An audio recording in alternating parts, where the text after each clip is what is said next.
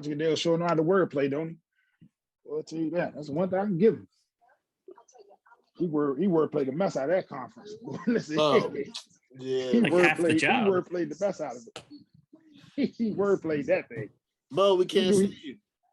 Oh, I'm coming. Yeah, I had to change over to the computer. Oh, okay. I was like, what? Yeah, I was on my phone to get on, and I'm about to hop on. I'm about to change over to the computer. Okay. I got you. Yeah, What about Roger Goodell? I missed it. I said he wordplayed. You know, he had his his press conference was the day for the Super Bowl. You know, the Super Bowl press conference. Oh, okay. Media day. Yeah, I assume talking about the word salad response to asking about the struggles with hiring black coaches and GMs. What did he say? He said a lot of words, but didn't really say anything. I mean, can't. He's the owners to hire him, so I can go against them.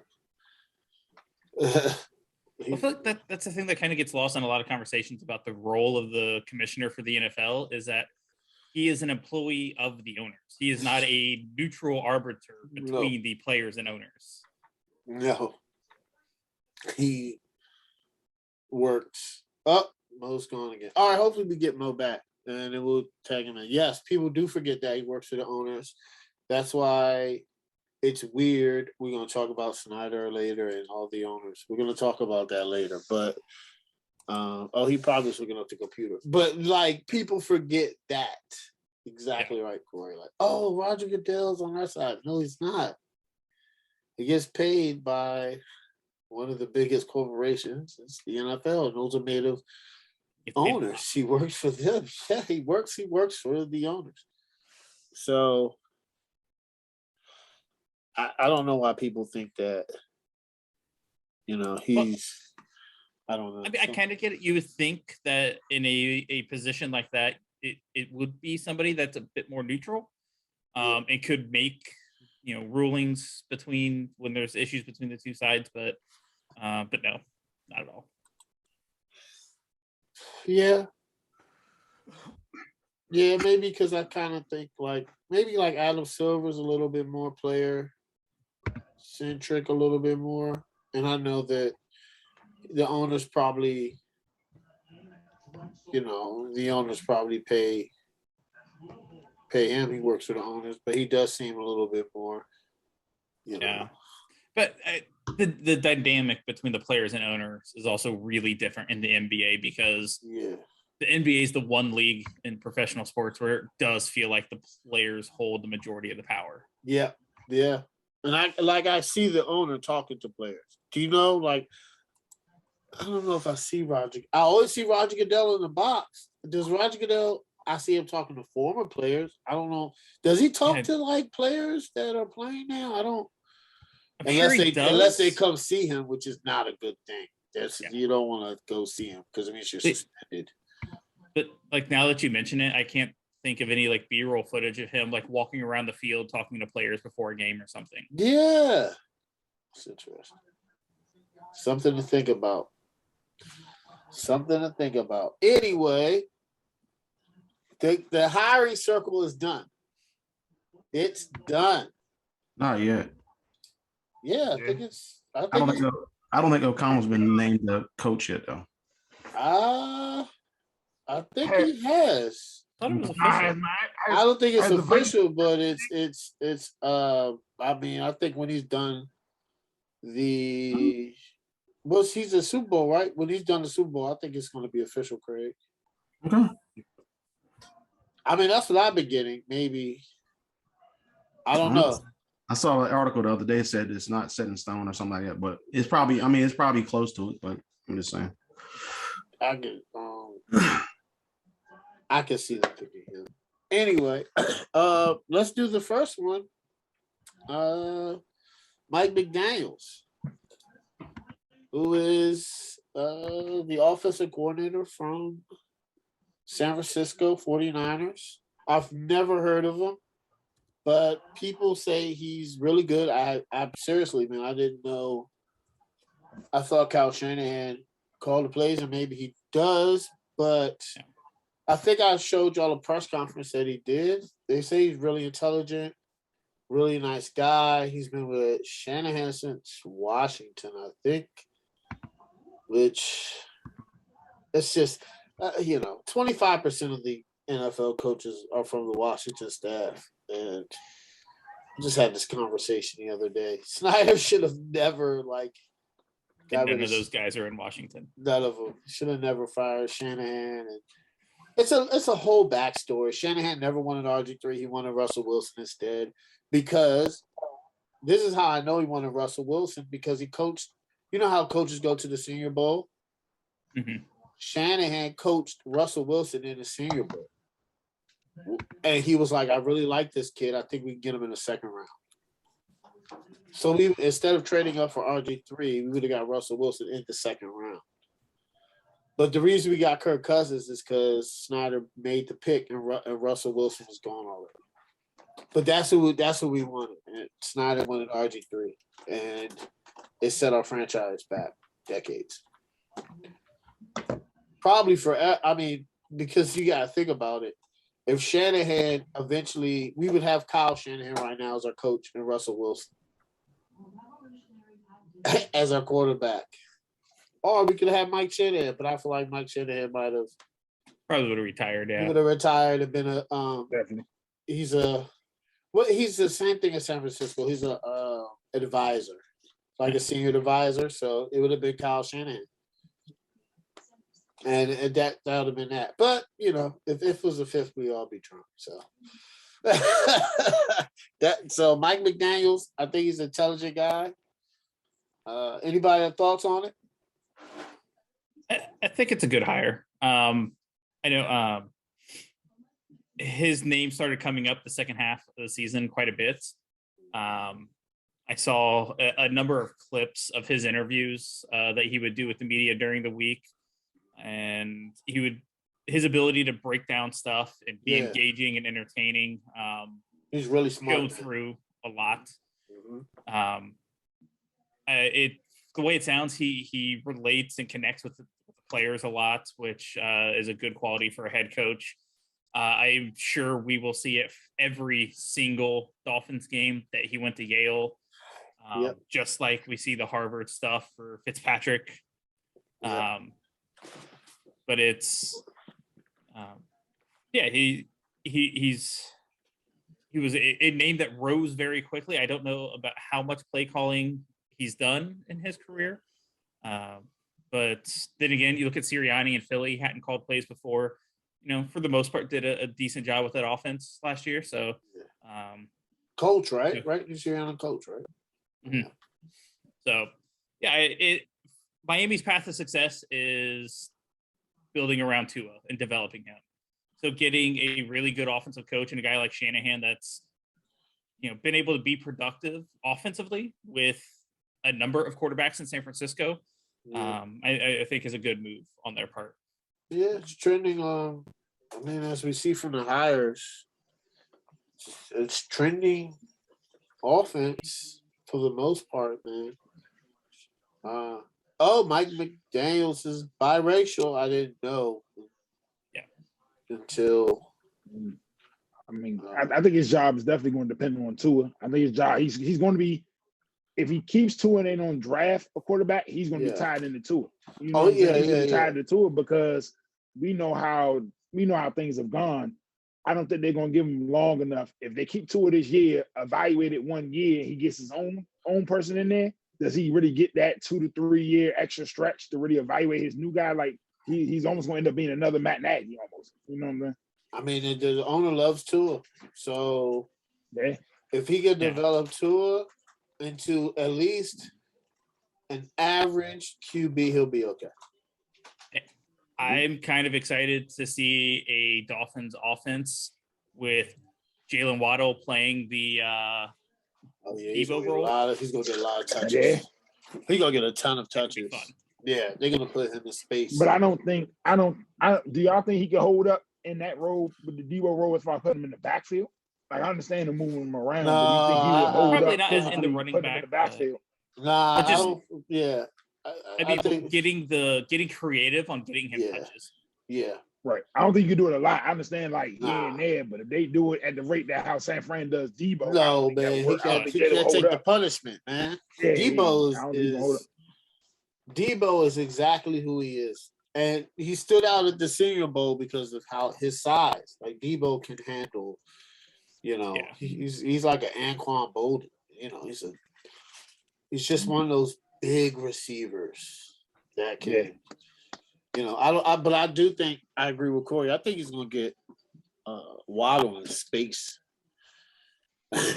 He's gonna get him in space. Yeah, he's definitely gonna learn something from Shanahan as far as how to move him around. Oh yeah, I can see Waddle having a Pro Bowl, a real high level Pro Bowl season next season as far as how they're gonna use him and how they're gonna move him around. I mean, the key is gonna be to his growth. You got to get another receiver in there. You got to get a consistent running game. You know what I'm saying? Yeah. I mean, he got a little swag to him. I saw an interview where he was like, Mike Jones. He was like, who? I was like, okay. All right. So, I mean, I think he'll be all right. I think he'll be all right. I mean, and if there was anything to the, potential rift between Flores and the offensive players and everything, getting a coach that will be able to connect with the locker room, I think is a really important change up for them as well. Yeah, man. So, Craig, you got any thoughts on Mike McDaniels, man? I don't. I mean, I get it. I mean, he's a.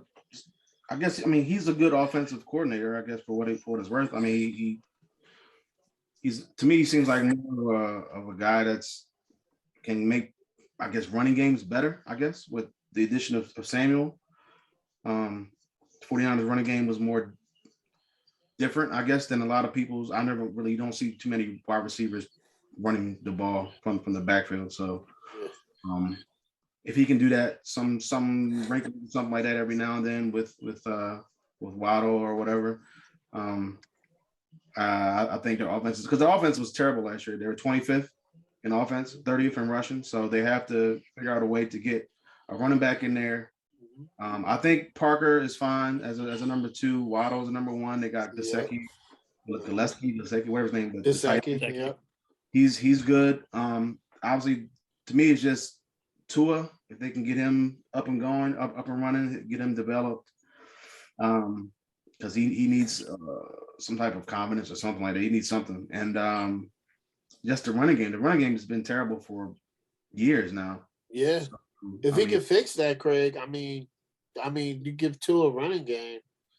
At least go from 30th in the league in rushing to maybe like late teens. Yeah. Somewhere around that range, at least improve it that way. I don't think Gaskins is the answer there for the running back position. But I don't know. I mean, he was there with Jimmy Garoppolo. Like I didn't really see too much out of that. But I mean, Garoppolo's not the same quarterback as Tua, so maybe he can get more out of Tua than he got out of Garoppolo. I don't know. I just it's just gonna be tough, man, because I mean you got the Bills there, you got the Patriots there. Now this team did end the season off pretty well, but they're just the schedule was light towards the end. And like Corey said about the whole locker room situation, that has to be ironed out and make sure that's straight. And then like the whole owner thing, he's going through his thing with Flores. We're gonna get on that later, bro. There's different issues there that it's a circus right now down there, so it's kind of a distraction. So I wouldn't have took it, but I don't. Well, it's hard. I'm not gonna say that. I don't think the job is that bad. Yeah, because that's a once in a lifetime opportunity. So you're also you're in Florida. You just know that there's no complaints there except for hurricanes, and like it's just the circus situation of that whole owner garbage just going on. So. Hurricanes and gators. Man, watch out for gators. Food's great though. My family is from been in I've been in a lot of places in Florida, man. West Palm Beach, Fort Lauderdale, Miami. I got cousins in Palm Coast, Panama City. So I've been all up down Florida, man. Actually, my family reunion, hopefully it's 2023 in Florida. A lot of y'all cannot wait. But yeah, I spent summers down in Florida, man. Florida's cool. It's cool. It's no state tax. Yeah, that's it's different. It's different down there. All right. You just touched on it, Craig. Kevin O'Connell, Minnesota Vikings head coach. He's the offensive coordinator for the Rams. And they say he's going to be it, but it has been announced, as we were saying earlier. So, you know. I mean, he's taking over a team that has obviously a Pro Bowl quarterback. They have two good wide receivers, a really good running back. Did he call plays? He did. Okay. I don't think so. Okay, he did. All right. I mean, they got a solid foundation as far on the offensive side. The defense is the problem to me. The defense is just mediocre, if that. Like, they have to figure that out.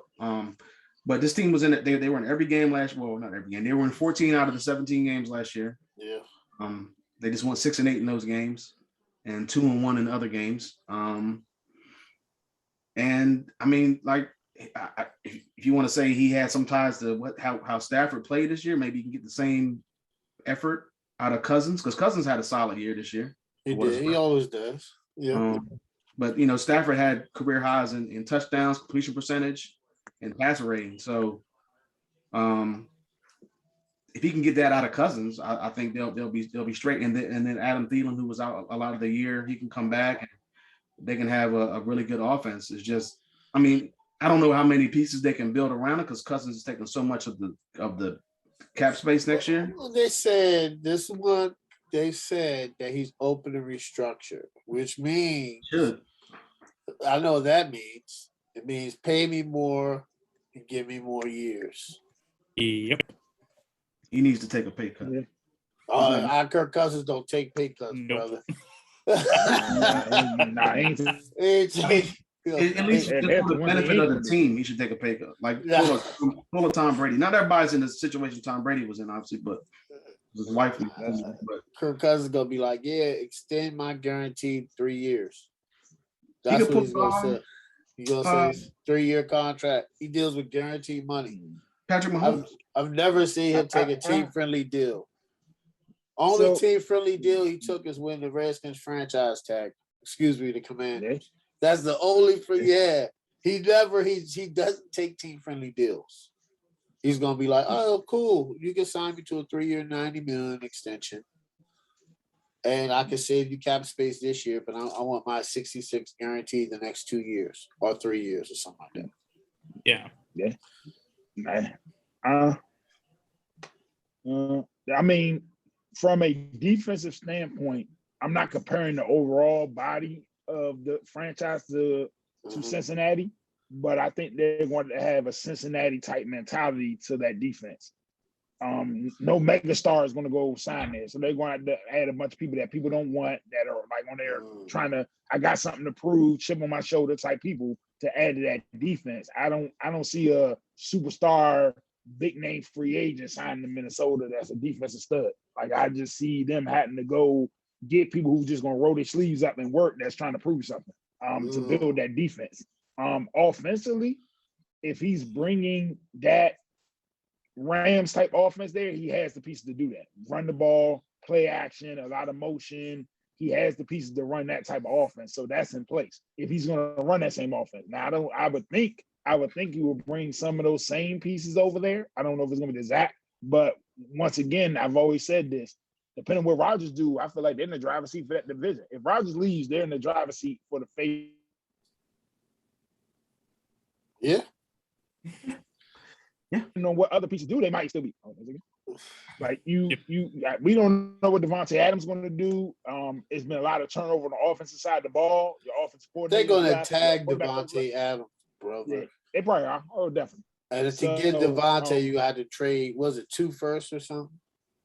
Something like that. So I mean, I like the move because of the pieces he has in place. I think he's probably going to be he's probably out of everybody, he's probably made most suited to win now. Yeah. He's had some type of success early on. Listen, the Broncos, if Aaron Rodgers goes to the Broncos, that's fair. They are going, and he wants Devontae. They're gonna give up like 5 first rounders for both of them. That's gonna be what's gonna. Or happen. either Sutton or Judy. Yep, or 2 players. It is what it is. Yeah. So with O'Connell, is this just another example of somebody breathing the same air as McVay getting a head coaching job? Sounds like it to me. Like I do kind of get I guess first off, I did Google it real quick. The Vikings can't officially announce it because O'Connell is still coaching. So they have to wait until after the Super Bowl to officially announce it. Yeah. But so O'Connell was Kirk Cousins' quarterback coach in 2017. So he has worked with him before. There is familiarity there. But that makes sense if you're trying to make the offense work. The offense wasn't really the problem last year in Minnesota. Yeah. And I mean, I have seen where he's been very involved in helping develop the game planning with McVay on a week-to-week basis. I think it may come down to, I don't remember who said it on Twitter, but they brought up the point that this could be Minnesota trying to overcorrect on a perceived mistake they may have made with Kevin Stefanski. Because Stefanski was a young offensive mind who was with the Vikings for 13 years. Came up through the ranks with them, and they stuck with Zimmer. Stefanski left, and the Browns backs a little bit, but there was mitigating circumstances going on there. But overall, I think he's done a pretty good job in those 2 years. He has. Yeah. So it could be them trying to kind of overcorrect on letting a good young offensive mind go and bringing in somebody that might be perceived as somewhat similar. They got to be careful with that because similar has to develop and wins. But the Vikings are a patient organization. So he'll have no excuses. They're not like the Giants where it's 2 years. Nope. Right? So the Texans. There'll be expectations. Has anybody is Mike Zimmer taking off? Is anybody hired or talking to him as being like a D coordinator? Not that I've seen. No, and so the funny thing is, I think they signed him to an extension the last year, a year and a half ago. So they had to pay him out. So usually, most times head coaches get that year. Yeah, and he'll be if he wants to. Like a Doug Pederson. Yeah, he'll be a Doug Pederson type. Take a year off and the next year being a lot of conversation. Speaking of Doug Pederson, I was about to bring him up. So he's Jacksonville Jaguars new head coach. I think that was like their second or third pick. To be honest, I don't think it was their first pick. I think they were like, oh, Doug Pederson is still there. They wanted Byron Leftwich. Byron Leftwich said, no, I want my own GM because Trent Baalke is not a good GM. He's not. He's not a good GM. So hopefully now they did bring in Spielman. So I don't know if Baalke's going to go and they'll bring Spielman in. But I don't know if that's if I'm Doug Pederson and I've had a head coaching job, I'm not taking that because I know I'm going to get a better one. I'm not. I just feel like the Jaguars organization is crappy right now. This is my opinion. Oh, without question. It confuses me because one, yes, the Jags absolutely screwed up choosing Trent Baalke over a really good, young, promising offensive mind and former quarterback for the franchise, Byron Leftwich. But I like on one hand, I understand Pederson wanting to hitch his wagon to Trevor Lawrence and think that, he could have sustained long-term success with a talented young quarterback. But on the other hand, he just came from Philadelphia, who that year was just a shit show. And it was so much dysfunction that was apparent from the outside looking in. Why would you voluntarily sign up for that level of dysfunction? arguably significantly worse on your own. Like, I don't know. I'm telling you, I don't know. And I'm telling you this right now, guys. You heard it here first. Trevor Lawrence is going to be like Matthew Stafford. Watch. He's going to be just like Matthew. He's going to put up the numbers. Everybody's going to be like, he's a really good quarterback. He's just in Jacksonville. And then I hope he gets traded to a team, you know, after he puts in 13 years. And everybody's like, he's so good, but he's just in Jacksonville and they suck, that he'll go to another team. That's so. I mean, who do they? Oh man, it's bad. I mean, it's bad because it's who's going to go there. I mean, you got the number one pick in the draft again. Presumably, they're going to get a DN. I mean, they're going to get a DN, one of these two DNs, but it's like, is one of these two DNs, they're going to be a game record, but are they enough to be a game record where you really improve them win-wise? I mean, they might need to get a tackle. They might need to get a tackle. Yeah. You know, but like you said, how many games is Pederson expected to win? How many? Are they going to be a top of the draft again next year? 4. This the thing. Anything have the 4th pick. Like I would say this year, 4 to 6 has to be any owner. If that owner or GM says anything over between 4 and 6, he lost his whole marbles. Like, just off the division alone, you're in trouble. Then you got to play the rest of the AFC and whatever NFC teams you play cross over. Like, come on. The fair expectation this year has to be somewhere between 4 and 6 wins as a fair expectation, especially with that roster. It's just a bad franchise. Yeah. What are you expecting? Like, I don't. What are you? Bad franchise. That's fair. Who do you want? Who did you want to go down there and coach that team? I don't know. I wanted Leftwich, but they're gonna stick with their crappy GM, man. I wanted Leftwich to go down there. I did not, because it's gonna screw him over. He's gonna he's gonna win. He's gonna get 1 year, maybe 2 years at best, and they're gonna fire him. He's gonna win 8 games in 2 years, and he's gonna get like his record's gonna look terrible. I didn't want him to go down there. Doug Pederson, at least he has a Super Bowl. At least he has experience. At least he has like this is not. Well, Craig, Jacksonville gives their coaches time. They might have given Leftwich they have all their coaches. I just think it's a bad situation for him to go down there to try to. That's fair. That terrible team. They're not worth anything. Like they haven't games in. Damn, Craig. They're not a good franchise. They're not a good. They've had one good season in like 15 years. Since Khan has come over there and he hasn't the whole team hasn't done anything. Damn, you're right. I don't expect them to, even with Trevor Lawrence, I don't expect them to be any good. Like I didn't matter who the coach was going to be. Yeah. I thought the coach last year was definitely terrible, but Doug Pederson just has to get that. He has to get control of that locker room because Urban Meyer left it in such a mess. Oh man, he needs to do something to gain some. I think this situation is clearly to me worse than Miami. In that locker room. Yes, definitely. So he has to get control of that situation first day, as soon as he steps in, and obviously get Trevor Lawrence wherever he needs, because I mean he helped Nick Foles to Super Bowl.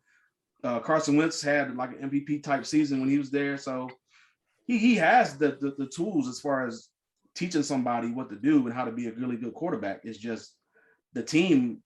This team is way worse than that Eagles team is. And way worse. They have no wide receiver. The best thing they have is a running back. Well, the running back on offense and Josh Allen on defense. That's it. Yeah. Me, I don't really see anything. They don't have wide receivers. They don't have tight ends. They don't have a quarterback still young. Offensive line is terrible. This is the thing. I'd say Trevor Lawrence is a way more talented Mitch Trubisky right now. And I'm comparing to Mitch Trubisky as far as the situation. Like, you can't give him a fair evaluation right now because of talent. Like, he looks bad. He looks awful. But in fairness, what is around him for him to even remotely look decent or look good? Matthew Stafford. Like, the coaching situation is trash. The coaching situation is trash.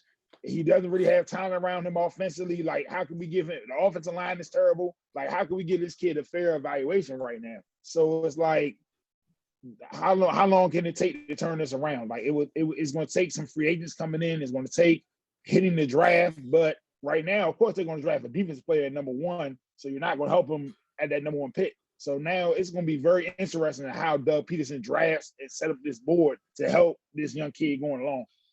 I think that's going to be, well, it might be him. I don't know. It might be Trent Baalke, though. I would imagine it. I think they'll take all of us. I've been seeing Neil out of Alabama, number 1 pick. Yeah. They need to. And yeah, they need to protect Lawrence too. But yeah, Baalke doesn't have a good track record of being an executive. So if he's the one making the call on draft night, Pederson and Lawrence are in trouble. Team has too many holes. That's the problem. They have a lot of holes. They I don't think they're going to be able to fill it in the draft. They need some free agents to come in. Nobody's going there. But it's going to be difficult. People wanted out of there. Good players really they wanted to get out of there, and they got out of there. So I don't know. Players probably hit each other up and be like, man, keep it real. Yeah, I mean, like really... the receiver. And if they move to London or wherever there's been talk of them moving to, who wants to go? Man. Oh, that'd be such a mistake. Lord have mercy. If they move to London, would the NFL then get another franchise? How would that work? The logistics would be a nightmare. That'd be terrible.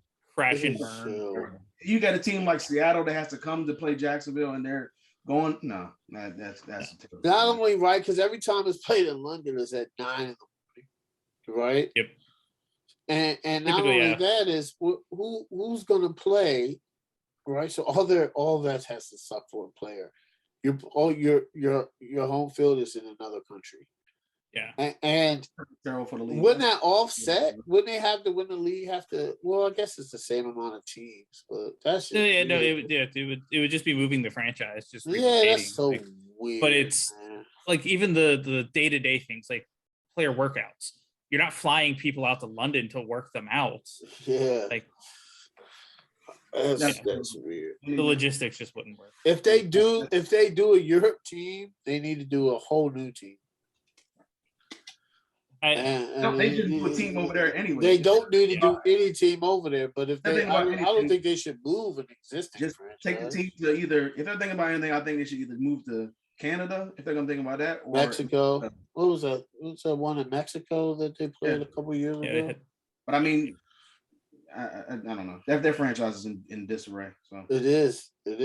And thinking about, let's talk about this other franchise in disarray, the Texans.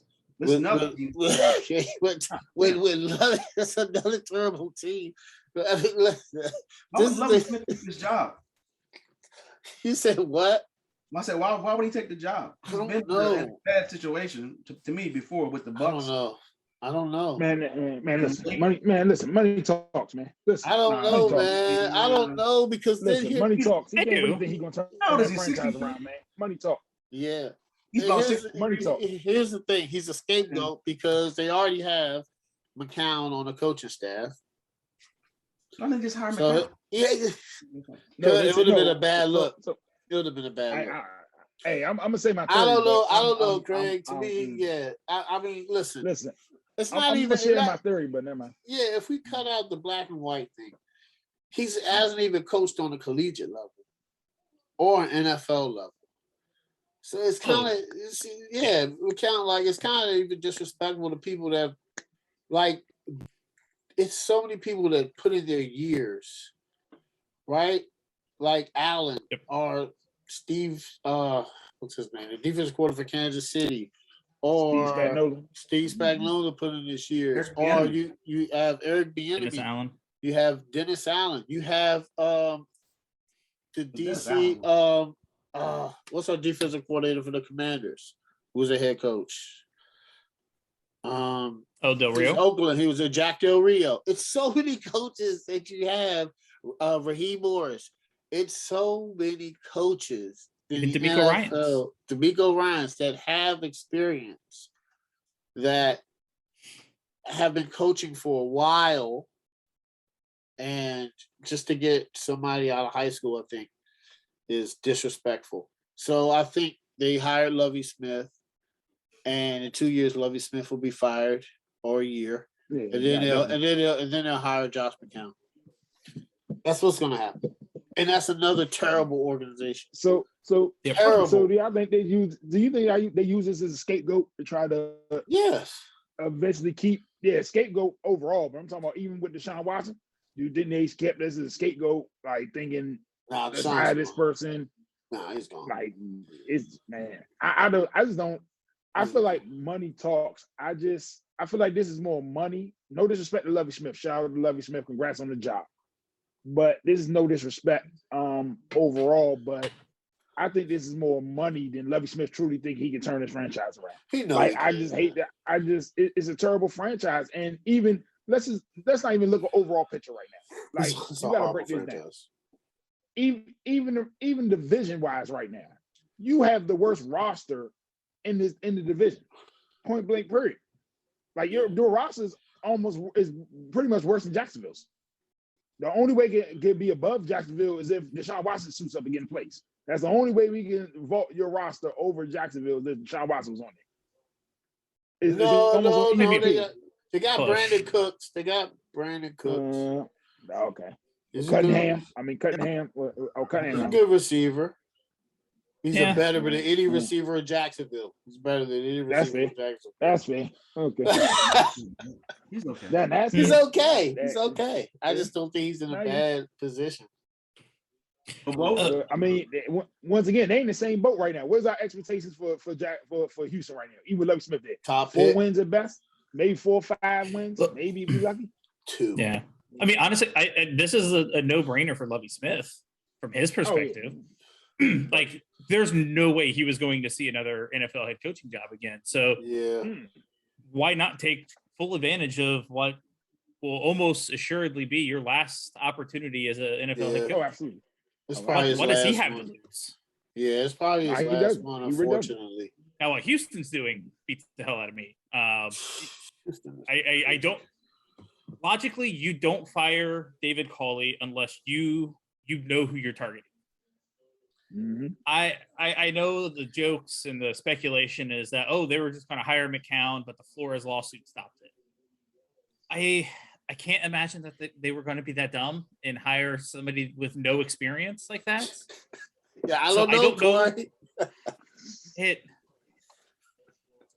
If they were going to do that, they are a worse franchise than the Jaguars. Yeah. Plain and simple.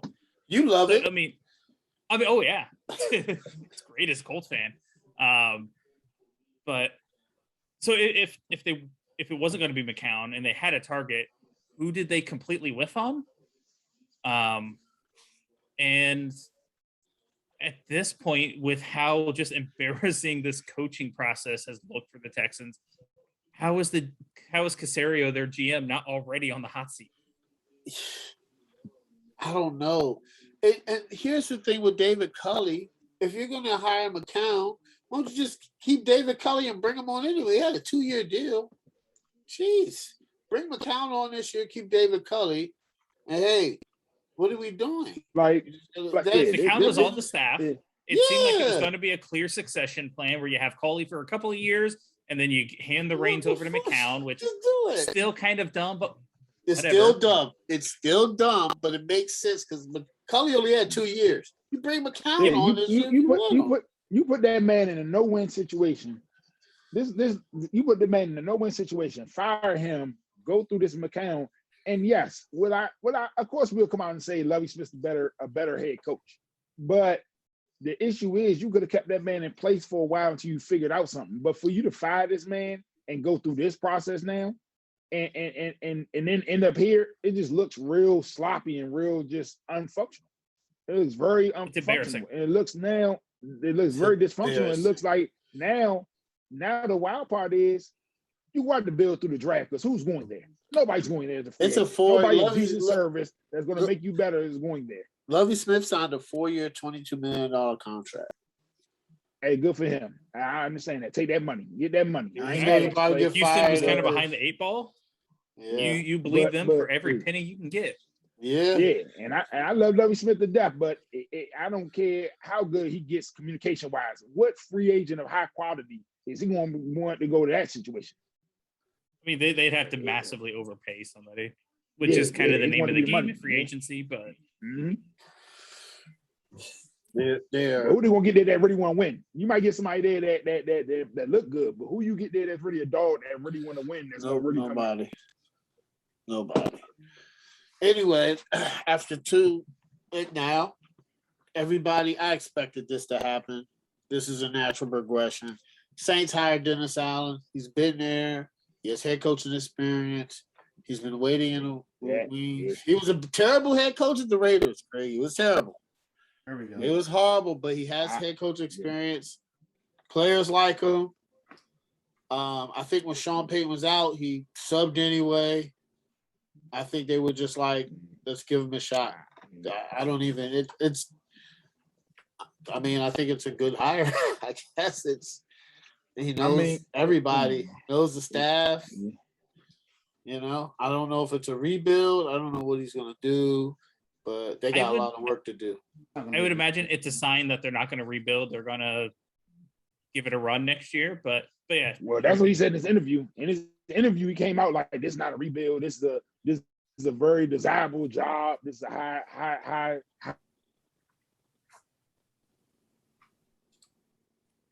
Anyway, they have a good defense. They have a great defense. They're quarterback away. Like they have cap issues. Yeah, and absolutely. What are they 70? Not to compare the situations. Like not to compare the situations. Yeah, they got. This is what LA should have did. And I hope they don't. This is what LA should have did. Stay within house. Like they just did what LA should have did. Like I know no disrespect to Josh McDaniels, but this is what they should have did. Vegas. Yeah. This is what they should have did. They New Orleans did what they should have did. But Sharpe, who just went to he just got hired with Green Bay as their special teams coordinator. Oh no, man. That interim coach is a very gray area. Yeah, I mean, as we talked before, it's the track record for interim coaches taking over head full time is really bad. Yeah. And it's just there is a very different dynamic between a guy that is taking over for the rest of a season versus you got that Freddie Kitchens season fresh, implementing your system and everything. Well, I wonder. You got that Freddie Kitchens, man. Well, at least he started off with a bang. You know, Wesley got arrested over the weekend with the over the weekend, you know, Kamara got arrested. So he's starting his high off with a bang. I mean, he knows the players. That's gonna be. I don't know. That's gonna be the league. Is he's gonna get suspended. Oh yeah. I don't know. You beat somebody up in a nightclub. Yeah, you get suspended, buddy. You get at least 8 games. Even if he gets a settlement or whatever from this, he get 8 games. Give it a month when TMZ leaks the security camera footage that's out there. Oh no, you get about 8 games there, babe. He might not get the whole year, but he get at least 8. Nah, he's gonna get 8. He's gonna get 8, which I don't know if they. I don't know. They got a lot. 4. Yeah, I think he's getting 4. 4, 6, but it doesn't matter. It doesn't matter. That's the leader of the locker room. Highly respected guy in the league. He's on the trade block. Well, he's not on the trade block, but he's talking about probably trading. I mean, if they're going to blow it up, they should trade him. But if they're going to make a run next year, he's the only offensive weapon they got. I heard he's on him and Michael Thomas are on the trade. There's rumors out there, whatever. I heard the names in rumors. That's all. That's interesting. Michael Thomas is one out. I'm not saying Thomas has been out for like two years now. I mean, 2 years. Has it been the same issue or was it different? I just don't think he wanted to play last year. I really don't. No, I don't either. Oh no. It's something weird with him and the organization. I don't. They need a divorce. Yeah, I don't think he's gonna play. I think he needs to get traded. Plus, didn't they pay him like a buttload of money? Yes. They don't have another wide receiver on the team. Nope. No. Other than Kamara, that's it. What would Mike Thomas? What would you get for Mike Thomas trade though? But 4th round pick, maybe 5th round. Because he's gonna hit. He's gonna come with a cap hit. You don't know what you're gonna get from him. Yeah, he's coming with a cap hit too. Yep. But if I'm the Saints, I take the hit just to get rid of him. Yeah. If Brady was still there, I think they blow it up. But since Brady's gone, the division's up for grabs now. So I mean, definitely is, and it's wide open. Did you bring back James? That's still the team to beat to me. As long as they just need a quarterback. They can get the Bucks. They're still a team. I think they're going to end up losing a lot of talent.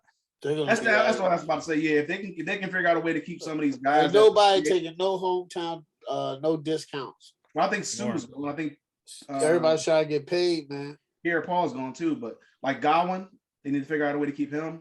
Maybe they can franchise tag him. He ain't taking a discount. I don't think he plays on the tag either. I think he would sit out. I don't know. After tearing his ACL I on think the tag. If they can get like a Russell, not Russell, it's gonna be difficult because he's in the same conference. But say they brought Russell Wilson in, I think he signs I think he can stay. But if they bring in some, they might try to get Jimmy Garoppolo. They get a. If they get Jimmy Garoppolo, did you stop this sentence? No, Jimmy Garoppolo. Greg, I'm just saying. If there's Bucks in a bidding war for Garoppolo. Yeah. Anyway, let's get to Garoppolo. No, they thought they was gonna do that in New England. It's not gonna be the same in Tampa. Hey, listen, somebody go ahead, boy. Listen, we got to go there. Mm-hmm. Yeah, man. They said, all right. So 49ers that asked for a second or a third to play for Garoppolo. They asked the Steelers. Seems like a good fit to me. And Pittsburgh. Not no second round pick. Second or third. No second. Not no second or no player. Not no second or no third. Not there. Not no second or no player. What kind of player? It'd be one of the players. It won't be nobody that's a start right away. He's an average quarterback.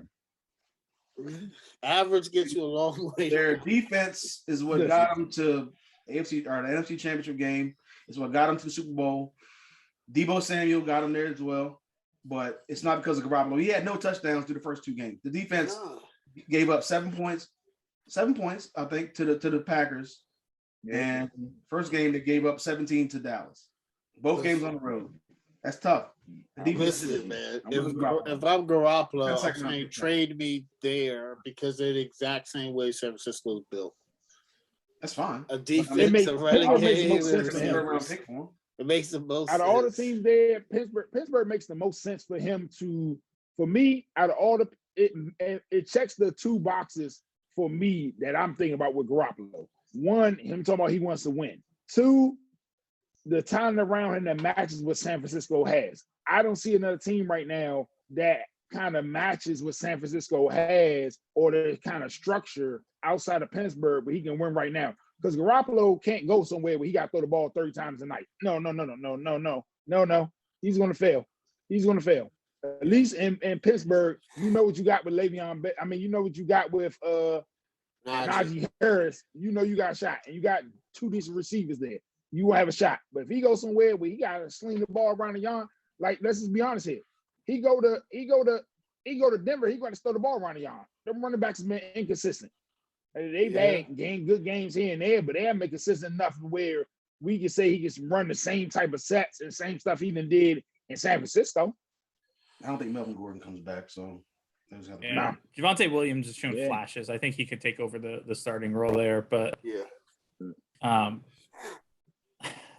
one thing to keep in mind for Pittsburgh, I think it is a largely logical landing spot for Garoppolo, as you know, San Francisco gets to boot him out of the conference, and the Steelers are never in a rebuild; they're always looking to reload. But that Pittsburgh offensive line is real bad, and Garoppolo does not move. Yep. So if you're going to be giving up a 2 or something to trade for Jimmy Garoppolo, you're going to have to turn around and dump a bunch of resources into fixing that offensive line because Garoppolo hasn't been the most durable quarterback in his career. So unless you want a pile of trash and Mason Rudolph starting for you half the season, he is not good. I don't like him. I don't like him at all. I just was never a fan when they drafted him. I was like, I don't think he's a good quarterback. I understood taking the flyer on him. You know, he came out of the Gundy spread offense. Maybe he becomes a good quarterback if developed. he didn't. And his picking. I mean, I'm on Myles Garrett's side with him picking the fight there against Cleveland. Oh Lord, yeah. That was bad. But and the Steelers are 47 over the cap. They're 47 million over the cap. Didn't they pick up Haskins' option? They picked up his team option. Yeah, I mean Haskins just. Haskins is still there. This is a lateral quarterback move. Just sorry quarterback. Haskins is a sorry quarterback. I think Garoppolo's an upgrade over what Roethlisberger has shown the last 2 years. I don't know that it's a substantial upgrade, but you would at least be able to get consistency that I don't think Ben really had anymore. Ben was old, man. I don't know, man. Ben Roethlisberger a couple years ago had 33 touchdowns and 10 picks, and then like Jimmy Garoppolo's he's not healthy. He's not. He's not going to give you 7. Mason can do 4 games for you. You don't want Mason Rudolph in there. Same issue though, because Jimmy puts the ball down the field. Dwayne Haskins in there for 4 games. Now, I mean, I don't know. I wouldn't want him in there, especially if it was against some solid teams. Then that's a loss. And then you got COVID going on as well, so that's for me. So you got to have a decent backup. Give me a decent backup at least. Hey, hold up. Hey, Craig, would you take? Don't say it, man. Don't say it. Yeah. Thank you. It was at the right time. Thank you. You know what he's about to say. Yeah, I know he's about to say it, and I'm saying. I don't think Jimmy Garoppolo's worth the $25 million he would be getting paid next year. Any team that trades for him is probably going to need to give him a little bit of an extension as well to give him more money.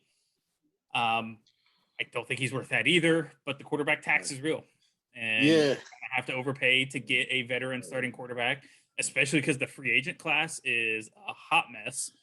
And the draft class, there's we're going to get that. We're about to touch that. Hold on. Go ahead. Ask the question, Mel. Go ahead.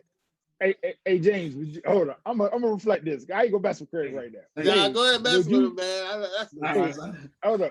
Hey, Craig. I'm gonna answer this to Craig and James. I'm gonna like Craig. Would you take Jimmy G over your quarterback right now, or would you have him in the ranks right now? No, because the Carolina Panthers they're not going anywhere, and they're going to be terrible next year. So that way they can lose and possibly get a quarterback out of the draft. You keep Jimmy Garoppolo, and now you got to have him. You got to have his contract. You got to have his roster. Then you got to either try to trade him again. Nah, we good. Just stick with trash. Sam Darnold, lose, get a quarterback. Go ahead, Brandon. And PJ Walker. He's even worse. He's even worse. Trash. Like you know what? I'm just chalking it up next year to 4 wins, maybe 5. Early predictions. Yeah, let's cap it right now 5. I looked at the roster. I mean, I looked at the opponents for next year. Doesn't look good. Garoppolo does only have 1 year left on his deal presently. Yeah, they're gonna have to. It's gonna be. But if you trade for him, he's gonna want an extension. That's another year. You got to trade for him. I wouldn't do it. I wouldn't take him over. I wouldn't take him over Heineke with these type of numbers and what he's gonna ask for. Nah, I'm good. Does Washington still have Fitzmagic? Fitzpatrick. Nah, it was the one. I think he signed a 1 year deal, right, James? Yeah, 1 year. It was a 1 year deal. 1 year deal, $10 million. He played. So I think we still have Heineke and Kyle Allen under contract. Yeah, but they said they're looking like, Russell Wilson. I might. I'm sorry. Hey, I might turn my resignation papers in as a fan if we draft a quarterback at 12. Anyway, let's talk about that then. The Senior Bowl. Malik Willis was getting a lot of interviews. They said that he had a really good practice in the rain. I think he has the power, but I'm not drafting a quarterback in the first round. It's too much talent. It's too much offensive. It's as deep with offensive tackles. It's deep with offensive linemen. It's deep with linebackers, deep with receivers. I think corners are definitely good this year. Every position but quarterback. So, did anybody stand out in the Senior Bowl? I mean, Willis did. From what I was looking at, Willis did. The D line, the O line. I wasn't really impressed by the O line. For both teams, the D line for both teams looked real good. From what I seen and what I was looking at, I really wasn't impressed by none of the really O linemen there. D lineman there, I was impressed. It was a big dude, I think from Oklahoma. I think Alabama might had one, but it was one from Oklahoma that really impressed me. It was a couple of other ones that really stood out, but the O line just didn't really look good, technique wise or even strength wise. They didn't really look good to me. I know it's some underclassmen that are out there, but from a Senior Bowl standpoint, senior wise, for them being seniors, the O lineman really didn't look that solid to me. It was a lot of missed blocks, a lot of stuff going on. But Willis, I would say this from a talent standpoint, like I told y'all, I can understand Willis going first round. Anything outside of him might be a reach. Like I wouldn't be surprised if 2 quarterbacks, but like I said, if we get a quarterback at 11, I might turn in my transfer papers for as far as a fan. I can't do it. I just don't. I can't do it. Yeah, like this quarterback class is not that good for us to go reach for a quarterback at 12. Whoa, so much of a talent. There's so much talent. Like the corners are deep. And we need a corner. We need a linebacker. We could do another. Sheriff is probably gone. We could do a guard. I'd rather us trade back. This quarterback class is so bad, and y'all might laugh at me what I'm about to say. I'd rather us trade back and reach on a wide receiver than get a quarterback in the first round. I agree with that. Like I'm more cool with us trading back down and get a wide receiver later on. Like the kid from Purdue. No, I want Daryl Stingley from Ohio State. I like both of them from Ohio State. Olave or Gary Wilson. I want Daryl Stingley. I'd rather do that. It's a corner from LSU. I just think that when we draft in 11, I think that we could get a really good linebacker or a corner or off anything. Anything but quarterback. Depends on how much Shanahan sticks his nose in. Yeah. I will say that from everything I saw, the defensive line play was what stood out at the Senior Bowl largely. Jermaine Johnson from Florida State had a really good week. Yes. Perrion Winfrey from Oklahoma did. Yeah. And Boye Mafe from Minnesota was a name that I heard that kept coming up. I don't remember who said it on Twitter, but essentially the best thing I saw when it came to the quarterbacks was if there was something you liked about one of these quarterbacks, you came out of the Senior Bowl reinforced in that. If there's something you didn't like about one of these quarterbacks, you came out of the Senior Bowl reinforced with that. Yep. There's a lot of intrigue. There's stuff to like about all of them. There are major concerns for all of them. But it's the way the NFL is trending. I think 3 of them at least go round 1. Wouldn't be surprised if 4. And I think you could see 6 in the first 50 picks. Yeah, which is crazy. If this quarterback class, if Mac Jones was in this quarterback class, he'd be clearly number 1 quarterback. Oh, clear cut number 1. Trey Lance. Yep. Anybody. Justin Fields, anyone from last year's class. Anyone from last year's would be the number class. 1 pick. Number 1. If somebody's gonna reach outside of the kid we just talk about, Malik. If somebody's gonna reach, I think they're gonna reach for Corral from Ole Miss. I think that's gonna be the one first round. Somebody says, "I'm gonna take a chance on." It'll be interesting once Corral has his pro day. The only thing that will be interesting is I saw that with the way Ole Miss scheduled, the date they scheduled their pro day, it's Corral, Willis, and one of the other top 5 quarterbacks all have their pro day on the same day. Apparently NFL scouts are not happy. Why would you do that?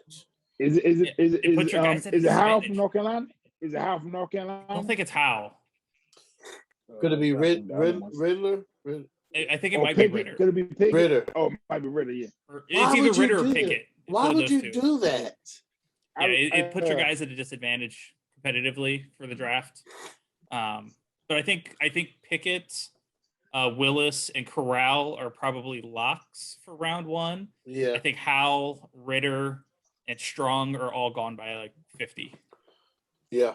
But the only thing about Willis is he got to go to a certain offense with an offense coordinator that's really going to truly build around his talent and not be stuck in this is who I am, this is who I call plays, and I'm. Well, he also needs to go somewhere. It somewhere. Have to be an old coordinator that's winning the chain. Huh? Yeah. He got to sit behind somebody, man. I think Atlanta would be a really interesting place for him. Yep, I agree. Yeah. That's the one place that I could see work. Yeah, and he can sit behind Matt Ryan. He can sit. He just needs to sit. I could trade Lance. Right, like Willis, it's gonna be a guy that you have to change your scheme to fit his talent. Yeah, absolutely, 100%. Yeah, definitely agree with that. So, well, Carolina might get him. Man, go ahead, man. I was looking at like, hey James, go ahead. Hey, see, you have to raise. You have to raise Craig just now. All of them have Malik. Well, all of them have Carolina taking a quarterback. All of them. The ones that I just random ones. Hold up. Carolina's owner reportedly really wants a quarterback. Who, Atlanta? Don't worry about it. Hold on. Carolina. Their owner is adamant on fixing that position, reportedly. Well, I don't see. This is where you get in trouble in the first place. Yeah, this is where you get in trouble in the first place. That's some good. Well, you should have got one last year. I said that last year. Should have got Slater. They could have got Mac Jones. I thought they were going to get him. All right. You would have liked Mac Jones? No, I'd have been fine with getting Slater. I said they needed to get an offensive line. Slater would have been good. They didn't get it, and that's what I was upset about. So, so I just looked at this mock draft that's on NFL.com. What they say? Oh man, this is rough here. Who is it? Is it Lance Zierlein? Yeah, the first quarterback taken is Malik Willis. They say Pittsburgh at 17. I'm strolling down now to see if they got any other quarterbacks being taken. They don't. No, they do. Tampa Bay getting Matt Corral at 27. Who does the Commanders get? They got us trading out of the first round. They don't even have us in the first round in this mock draft. Oh wow! The pick we would have had, they got us trading with Oh my bad. No, my bad. They got us getting Kenny Pickett. I had to scroll back up. My bad. They got us getting Kenny Pickett. See, they gonna raise my blood pressure. Yeah, Carolina don't have a. Y'all got an offensive tackle. Yeah, offensive tackle Charles Cross from Mississippi State. Yeah, I think he's going to be good. They take a good tackle, man. They got 4 tackles. Four good ones. 4 good ones. Like straight, but so they have you. So okay, this is the problem with Dion, right? No disrespect to Carolina, but like if you wanted a quarterback, you should have got one last year or got a tackle, and now you want to draft a quarterback when the quarterback class sucks. The thing is that they thought they had to answer with that makes sense. Darnold, yeah. They Corey, y'all ain't got no first round pick. Paid all that money for Darnold. Young, in Philly. Not paid all that money, but they picked up his option and all that stuff from Darnold. So they thought, okay, Darnold's gonna be the guy. We don't need a quarterback. And I was kind of thinking maybe Justin Fields or offensive lineman, and they didn't do either one of those. So they take a cornerback, which I didn't think they really needed to worry about right now. And then they go out and they get 2 more cornerbacks. With Gilmore and Henderson. And I was like, I understand Horn got hurt. Is Gilmore gone? Jackson might be gone. Well, Jackson and Gilmore are free agents. Damn. So they still have Bouye, they have Horn, and they have why trade for him, dude? Why trade for all those corners? I don't know, but I don't know about the quarterbacks though. I don't think. But to bring back y'all point earlier, in this mock draft, they got Jacksonville taking the offensive tackle Neal from Alabama. Yeah, I think he's gonna go number 1, man. They say he's a beast. Yeah. They got Hutchinson going to Detroit at 2. I can see that. Hutchinson. Yeah, Hutchinson fits Campbell. Like they got Houston taking that safety, that corner Singletary. They got the DN from Oregon sliding to 7 to go to New York. Oh, Thibodeau with New York with Wink Martindale. Oh Lord, that'd be interesting. That'd be good. But we're gonna see. I think we should go definitely live. That'll be interesting to. We get a quarterback. I'm turning in my pass. I'm turning my resignation. Yeah, if we get Kenny Pickett, I'm turning my resignation. Yeah? I don't think any team should draft a quarterback in the first round. Just got the name. Relax. The team just became The Commanders, like, The Commanders. Listen, they don't give him no pass, man. They don't give him no pass. Oh, 7 days ago. It's been a week. It's been a week. It's been a week. Record, So anyway, all right. The Pro Bowl. I'm gonna be honest with you guys. I did not watch it. I haven't watched it in a couple years. Yeah, I got tired of it, man. I haven't watched since. It's bad. It's bad. When's the last time? Greg, you haven't watched it in a minute, Greg. Early 2000s. I just I don't care about. Listen, hey, the stuff when I seen what one thing they did when I turned to it, I said, "What the word is going on here?" They were letting people go for it on 4th and 15. You were going for it and getting the ball back, or they was transferring to the other. I was like, "What is going on here?" Tournament. Now they was out there tagging. They was out there playing tag. Like receivers were running wide open, and like they was running slow and letting you tag them. I'm like, what is going on? So here? does anybody? I understand no injuries. Anybody fix it? Does anybody have any fixes for it? Yeah. What's your solution? I got a bunch. Go ahead. I have a Greg bunch. does. Go ahead. I'm so all bad. tapped out. Now I don't know if any of these are like realistic solutions, but now they tried the first one, which is do a fantasy draft. I think they tried that one a couple years ago, right? Yep. Oh, okay. So I mean, fantasy football is big, so I'll just do a fantasy draft. Another one, but this is probably not going to happen. But move it to the middle of the season. Oh. So that way, guys who get voted in for the Super Bowl, they can play, because right now clearly they can't. So I mean, they had to figure that out. I think maybe this one could be feasible, but it's a little bit more. It's 2022, but like have fans do like a voting thing on their phones, so that way they can pick the next play or something where it's interactive with fans. Oh, gives people incentive to actually go out there and actually want to watch. Oh, that's interesting. The fans pick the plays. Vote. Yeah, you pick the next play. Like you can do an option, you will pay, whatever. That'll be very interesting. I think the marketing and the ads are terrible. I don't really see too many ads for the Pro Bowl. So I think that needs to be adjusted. I think the skills competition, like I didn't see anything about that. I don't like this. I just think it's something different. I think they could add a few more different. You know what they need to bring back? Games to that. The quarterback challenge, the old school quarterback. Yeah, challenge. Stuff like that, like the kicking competition as well. The kicking competition. I've seen the one where they had tic-tac-toe with the kickers instead of just like making the longest field goal or something like that. It's something different to switch it up.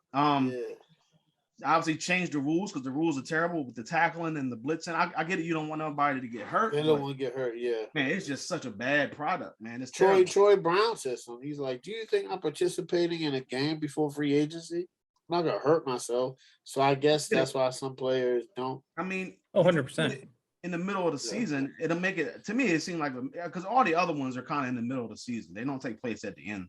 I think what they're starting to do, I think, is rotate between venues. That way, maybe you can get more people out instead of having it in Hawaii all the time, or they were in Florida somewhere not too long, like 4 or 5 years in a row. And maybe I don't know about this one, but if the winning team gets the home game, the extra home game, maybe that'll put some incentive for them to go out there and actually play harder. Oh, okay. Now they have the extra game now with 17 games. I don't know what this is since the schedule kind of comes out, but you can make it like if you win the 2023 Pro Bowl, you get the 2025 home game or something. I don't know. Okay, I see what you're saying. I'm saying, yeah. But some of those are like a little bit out there, but some of those I think are okay, maybe. Yeah. Like the fantasy draft one they've already done, and the interactive thing with the fans, that could be something that they can. That sounds cool. Get into. But I think the issue you'd run into with a midseason one for the NFL is that players get banged up so bad already that teams would absolutely refuse to have their players go play a meaningless game in the middle of the season. Yeah. Plus, you'd have to stop the season, and like having guys come together and try to have a week of practice with an all-star team. Logistically, it would end up a nightmare. I think. I think they got to go either one of two ways. Either you double down on the current product and you put a massive financial incentive behind it. Something like the players on the winning team get $5 million each. Damn. like something where it might actually spur them on to get competitive and actually try to win the game. But as you mentioned, Troy Brown saying, what guy looking to make $50 million in free agency is going to worry about that payday? Yep. So I think the more realistic alternative is to shift the game to a 7-on-7. Okay, I saw somebody say that. Put more of the focus on the skills challenge. Like bring back some more of the old ones. I was just thinking about that. Yeah. I say you get the fastest guys in the NFL, like 5 fastest, having them run a 40 against each other. Yeah. And just get into an entertainment aspect of that, because I mean, realistically, all-star games have long outlived their usefulness. Like the reason they were a thing and the reason they were popular was because, like, especially for all sports, back in the 60s, you got one game on television, local team. That's all you ever saw. So an all-star game was a chance to see everyone around the league. Yes. Well, now with cable and the internet, like everybody watches parts of every game every week in the NFL. So they'll, you know, me being able to watch Patrick Mahomes, well, I watched him all season anyways. Like, who cares? Yeah, you're right. So it's the incentive for the game isn't there, other than the NFL trying to make it work for money purposes. But I think you should just scrap the current system, shift the. I think a 7-on-7 game could be fun. I think the receivers and corners and stuff would get competitive, and the product in a 7-on-7 I think would look infinitely better than what the actual game does right now. Yeah. And then for the linemen, you do like weightlifting competitions, stuff like that. Like a relay race for the offensive lineman or something like that. That would be really entertaining too. That would be really entertaining. And like have it live. I don't think the competition is live, right? Yeah, I'm not sure, but yeah, having a live event like that would be that'd be something different. You know what? I saw a clip the other day of when the quarterbacks would see who could throw it the farthest. I think Brett Favre had 74 yards. Jim Harbaugh, this is how old it was. Brett Favre was throwing, Drew Bledsoe, Jim Harbaugh. Oh, I'm forgetting somebody else. But it was just cool. And, you know, it was the skills challenge. But I agree with that, man. They need to do something now. Yeah, but what's there now isn't working very clearly. No. And then the players, they'll enjoy it more. And like a 7-on-7, nobody's getting really hurt. I mean, that's basically almost flag. Yeah, you know what I'm saying? If you get hurt in a 7-on-7, honestly, I don't know that that's abundantly different than getting hurt working out, getting ready. It's light work, man. And yeah, I agree with that. Offensive lineman relay race would be pretty awesome. I would tune in for that. That would be cool. It's the worst All-Star game. They're the only ones that seem like they haven't really, besides the 3 years I think they did the fantasy draft thing. Yeah, haven't really changed up their whole how they do anything. Like they haven't changed it up at all. Maybe baseball hadn't really changed it either, but they had that like 20-year thing or something like that where the winner gets the home field advantage, which was terrible. Yeah, but they still do that, right? Do they still baseball still do that? They stopped. That was wild, man. I was like, damn. That was dumb. They needed to get rid of that because that was a terrible, terrible move. Yes. That was wild. They had the game in a tie, and that's what started it, and they could have fixed that. But the NFL has the worst All-Star game out of all the 4 sports. Yep. It's just not like I'd rather watch the hockey NHL than watch NFL. It's just so much better. Yeah. But they've also changed the way that they do the All-Star game. It's different now. Yeah. So I don't know. And I think the NBA is trying to change it now. But the NBA does it mid-season. They put the Kobe thing in there now. So the team has scored 24 points in the 4th quarter now. Yeah. That's so the team that's ahead hasn't scored 24 points. And again, then the game's over. Yeah. So stuff like that. And then they also had the draft thing in the NBA where they, park, you had the park. The 2 captains draft, so it's not just East against West. Yeah. They do trades. The NBA's definitely switched up, and it was just and it's in the season. You know? Yeah, hockey was just last week too. So with all the trash talking, I think would be dope is is like Corey was saying, the 7-on-7, but I think also you almost, I know it seems whack because it's NFL, but almost take it back to college days. Like you do 7-on-7 for a period, you do 1-on-1s for a period, and then you do team for a period. And you just make it like make some type of stakes to it. Like losers, if we score this amount, you know, the loser, everybody donate to these charities or donate to something. Like you turn it into something. Like you do the 1-on-1s and make it competitive, make it worth something. You do the 7-on-7 and you bring them together, because when I saw it the other day, I'm like, come on, man, you might as well just, it was I'm surprised you still watch it, just running and tagging. Bama's was running like tagging people like, man, you're it. Like I'm surprised you watch it, I have not watched it. It's not worth my time. That's ridiculous. No. People are like, oh, the Pro Bowl was on. I'm like, what? College basketball. I watched the Mandalorian or something, man, and watch that shit, man. For real, man. To be honest with you, for what they did with the Pro Bowl, you might as well did the skills position. You might as well did the skills challenge and then just gave every player their bonuses for making the Pro Bowl. Like you might as well just did the skills challenge and just send them on their way. So like no that point in them doing that game. Mac Jones touchdown counted, right? No, I don't think so. Like D-line wasn't. I don't know for certain. Yeah. That's what I'm saying. O-line wasn't blocking for real. Like it was just ridiculous. Like I was like, what? The last thing I will say on the Pro Bowl is I'm not sure Deion Sanders is the right spokesman to come out and complain about a lack of tackling and physicality. Hey, fair enough. Yeah, fair enough. You got that one. Yes, sir. Yes, Shannon Sharpe said something too. Yeah. Well, Shannon Sharpe got a leg to stand on. At least Shannon Sharpe got a leg to stand on. Dion got a leg to stand on. Yeah, not so much. Not on tackling and physicality. Maybe covering. If you talking about covering, yes, sir. But if you talking about physicality and tackling somebody, no. I feel like Dion coined the phrase business decision. Yeah.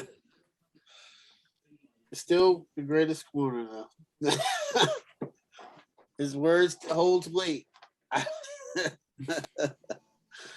All right. Now I know this topic. It's kind of a fluff topic. I'm not gonna lie. It's not fluff. I just don't think anything is gonna happen. Right? I don't. Right? So Daniel Snyder. Oh Lord. I don't think that's gonna happen. The NFL's not even talking about it.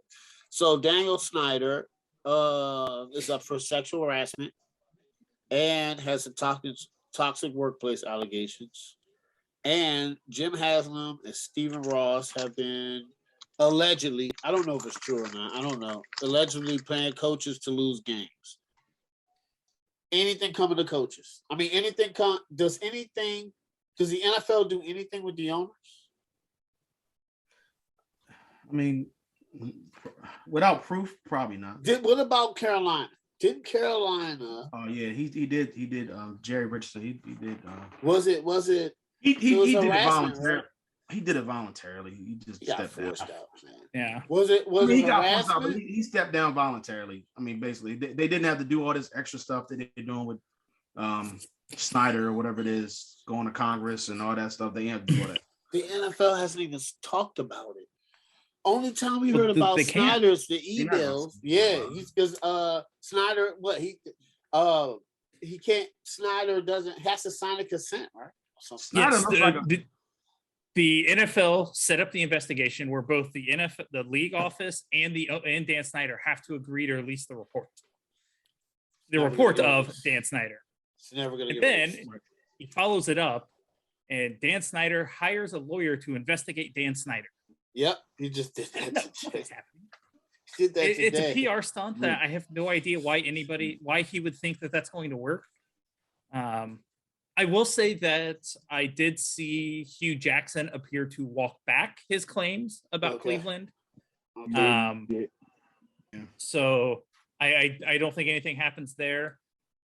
At most, I think we get a slap on the wrist for Ross. Stephen Jones in Miami, or Ross in Miami. Yeah. Nothing serious, I think, happens there. The only way I think anything happens to any of these owners is if Congress keeps pushing for info on the Snyder stuff. Yeah. Because if they get involved and potentially say threaten to their antitrust status or something like that, tax exempt status, then I think Snyder could be on the outs. But yeah, they'll force him. But Snyder was like a creep, man. He's a creep. He is a creep. What do you want me to do? He's a creep. He needs to go. He should have been gone a long time ago. Not after. I mean, do you think I'm a Commanders fan? Do you know how long I want him gone? He should be gone for football reasons. They say, you know how long I want him gone? He's not going anywhere. Some girl said that he put his hand on her thigh and then try to force her into the limo or something. Yeah. And somebody stopped him saying it's not a good idea. His lawyer was like, it's not a good idea. It's not, because I was at my friend's house and that's what they were saying. Like, it's not a good idea. It's not a good idea. And I was like, who gives you the balls to do this? Yes. They said, okay. I was listening to The Odd Couple, Chris Bouchard and Rob Parker. They said the amount of sexual harassment complaints was 75. You know how much that is? 75. It was in a ballpark around it. That's crazy. It's toxic. And here's the thing. This is so weird to me. So do you know that Snyder didn't own the he had partners, FedEx and two other people. They pulled out and told the NFL, like, we want Snyder to sell. Snyder bought their shares. The NFL was like, oh. Yep. Snyder should have, like, the final nail in his coffin should have been the Washington Post story. Yep. Plain and simple. Like putting in a glass floor, and so that women in skirts could be seen. Yes. From the locker room below. That's right. It's crazy. Like, didn't they make a secret tape of girls like topless or something like that? Yes, they went on a vacation. It was supposed to be a retreat to Puerto Rico, but it was kind of like, I mean, it kind of like they were like selling them or pulling the girls off, man. Yeah. It was pretty. It's pretty bad, and in this day and age, I just know that they forced out the Carolina owner, and I wonder what are they doing with Snyder. His wasn't nowhere near as bad. This joint is horrible. Let me tell you something. So what are they doing? Let me tell you something. It's some money on the table. They've been so quiet about it. I hate to say this, but it's some money being given to somebody under the table, because the way he been acting and he not been forced out yet, something ain't right. Something just ain't right. I hear about it. We hear about it because we're local, right? It's always in the news here. Yeah. Then you got, then he's in Congress. It's like, okay, the only time the NFL Network or major news stories, now other people are talking about it, but they start talking about it when Gruden got fired. Oh, it was an FBI investigation of, Daniel Snyder and the Washington football team. Like, what do you mean? Just go sweep that underneath the rug? The FBI is investigating them. Jeez, man. I don't know, Mo. I don't know. I don't think nothing's. I definitely think some money on the table, because it just with everything that we've been hearing, and he's not been forced out, or it's all these gray areas. Like, something ain't right. Something just don't sit well. I don't think he's gonna get forced out. I think it probably comes down the NFL to something that, excuse me, kind of came up with the Clippers situation in the NBA. That team owners are hesitant, borderline afraid to force out an owner over allegations or a scandal. Yes. Because they're afraid of it happening to them down the line. Yep. So they protect their own, don't do anything to help protect themselves later. Yep. That's not good for the leagues. And the rest of the owners really need to step up and say, like, force Dan Snyder out. They're, as Grace said, like, the football reasons have been there for years, but this stuff, it should not be anything close to acceptable and should not be swept under the rug. I mean, he's gonna get paid. Jeez, man. I think the franchise he's gonna walk away with the multiple billion dollars. Multiple $billion. Like, come on, man. This guy needs to. They need to force him out. not because of what he's done. It's just not because of what he's done football wise, like you said, Corey. The stories, and it's just not like, oh, okay. It's like, wait a minute. It's just story after story after story, and it's not going anywhere. It's not going anywhere. Nope.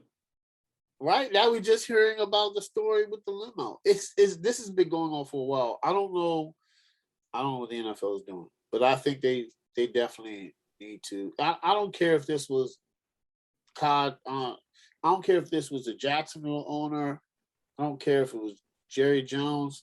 That type of toxic behavior shouldn't be tolerated. Yeah, the other this falls on the other owners to step up. Nobody in the league office can do anything about this. Yep. Because as we just talked about, Goodell is an employee of the owners. Yep. So the other owners need to do the right thing and take a moral stand against Dan Snyder and get him out of the league, because continuing to associate with him voluntarily is going to do nothing but give the league a black eye. Yeah. Well, you know what time it is. Yeah. Yeah. Hey, Yeah. That's one of the season. There it is. Right. Last one of the season, man. Like Corey said, sweet but bitter, or bitter but sweet. Bittersweet. Bittersweet. Yeah, bittersweet. Bittersweet. So we are gonna go with Mo said we're gonna do. We usually compare offense, defense, but because it's the Super Bowl, we're gonna go coaching, quarterbacks, offensive line versus defensive line, running backs versus linebackers, corners versus receivers. Like, who has the better in each, right? So who's better? Who is the upside of coaching? Who's upside of quarterbacks? Upside of line, defensive line, and then who's going to win the game and the MVP? I have my pick. So, all right. Now this one, we're not gonna. This is going to be I think I'm gonna start off and go around. So that'll be easy. All right, Rams versus Bengals. Who you got? Coaching. This is like this is gonna be a good comparison. I haven't seen The Mandalorian yet. I'm gonna watch it. I should have watched it once, and I don't know what I was doing anyway. This is what I'm gonna do. I'm gonna create a Star Wars reference. This Zach Taylor is kind of like, right? So Sean McVay is now like he's like the Skywalker of the coaches. Everybody's trying to get their coach from Sean McVay. Bang, bang, bang. So Zach Taylor is probably like Luke Skywalker in Empire Strikes Back, and Sean McVay is like Darth Vader. So at the end of the film, Darth Vader cuts off Luke's hands and then says, "I'm your father." So I think that's what Sean McVay's going to do. I think Sean McVay is exactly going to outcoach him and dominate Zach Taylor, and that's going to be that. I like Zach Taylor. A lot of people say he's winning because of Joe Burrow. But that's what happens in the NFL. You get a Joe Burrow, Zach Taylor, they're probably going to be connected for a long time. So their legacies are tied together. But coaching wise, I got to give it to Sean McVay, because he not only did he go to the Super Bowl with Jared Goff, he's now going to a Super Bowl with Matt Stafford. So that's what I have. That's what I have for in a coaching matchup. Quarterbacks, this is, Joe Burrow's, I think he's the only quarterback ever to be a first-round pick to go to the Super Bowl in his first full season playing. I don't think a quarterback is ever like because he was hurt last year. So I think his first full season takes him to the Super Bowl. Big. Matthew Stafford has a veteran leadership, great quarterback, great arm, It's been there. 7th all-time in fourth quarter comebacks. But right now, who would I want in the game? I would probably want Burrow because he's younger. He put up really good numbers this year. I'm gonna get Burrow, and everybody needs to relax with the Tom Brady comparisons. And listen, Shannon Sharpe made a good comparison today. He said Dan Marino made it to 1 Super Bowl. You have to be it's very hard to go to a Super Bowl, let alone an AFC championship game. Patrick Mahomes has been to 4 championship games, 2 Super Bowls. Aaron Rodgers has only been to 1. So we gotta 1 Super Bowl. So we gotta slow down on top. But quarterbacks, I'm picking Joe Burrow. Offensive line, got the Rams and Bengals. This is easy. I'm gonna go to Rams. Their offensive line is a lot better, more stable. Bengals offensive line is horrible. Now, the defensive line with the Bengals is a lot better. But I still think they have some holes that are going to get exposed in the Super Bowl. I think the Raiders were running against them well. I think Kansas City was, and they got away from it. And Tennessee was too. I'm telling you, it's something there, and McVay's going to expose it. Now, the Rams defensive line, it has 2 first ballot Hall of Famers. Then you have Leonard Floyd.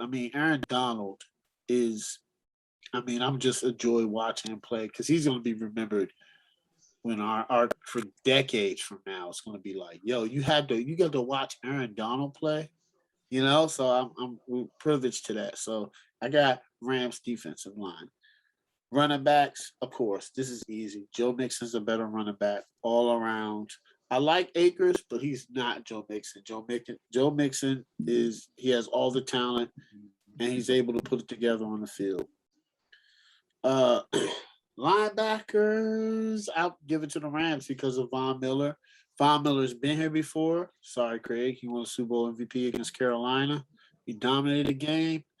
And if he gets some one-on-one matchups, listen, if he gets some one-on-one matchups, Joe Burrow, I know he's tough. I know he had 9 sacks against Tennessee, but this team is not Tennessee. It's not Tannehill. This is a different beast, Corners. Listen, you got Eli Apple. I think he's going to have his hands full with Odell Beckham. Hands full. And I think even if you double Cooper Kupp, I think Odell goes off and he's going to be everywhere on the field. And I think he has a lot to prove. And I don't think that's going to be the matchup to look for.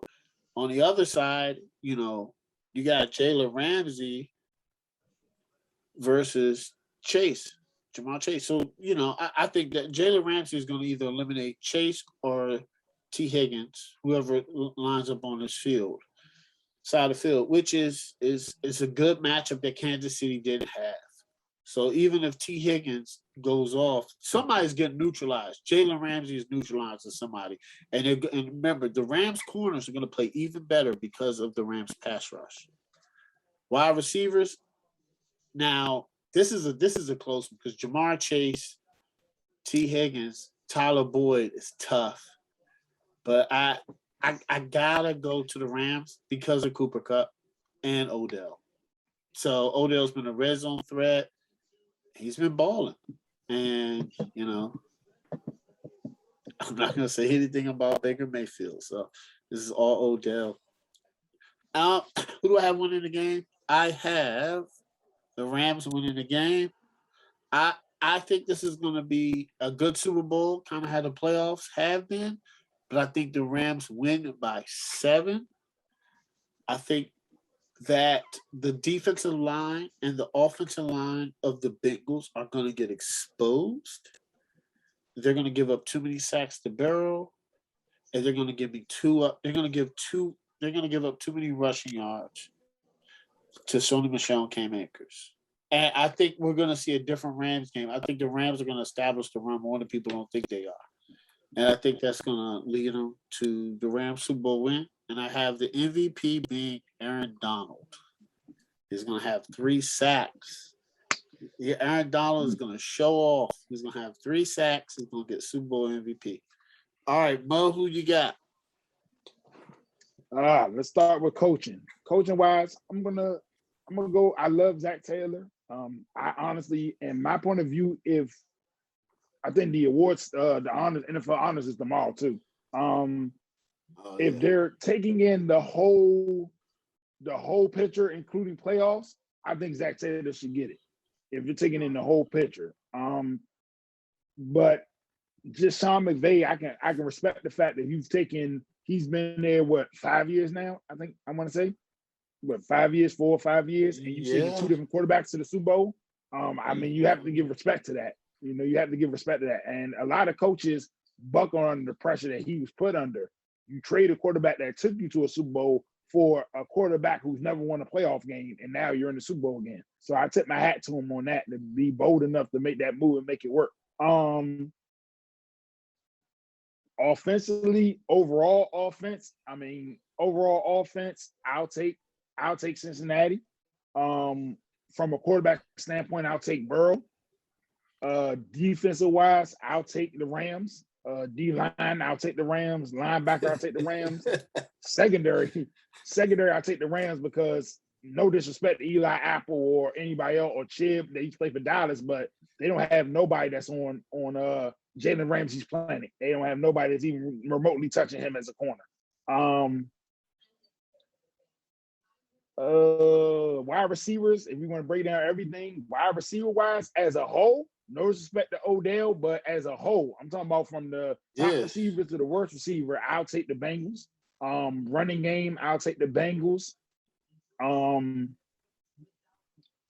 do I think won this game?